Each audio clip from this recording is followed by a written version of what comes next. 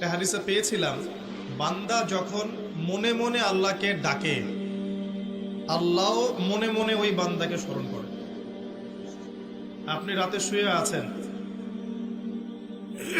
মনের মধ্যে অনেক কথা, হয়তো অনেক দোয়া আছে, চাওয়া পাওয়া আছে, কষ্ট যন্ত্রণা আছে, আপনি মনে মনে আল্লাহকে ডাকছেন।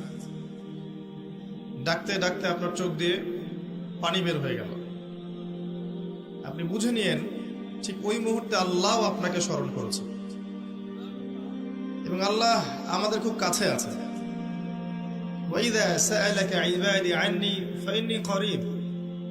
নবী বলে দাও, তোমাকে যখন আমার বান্দারা আমার সম্পর্কে জিজ্ঞেস করে, বলে দাও যে আমি খুব কাছে আছি।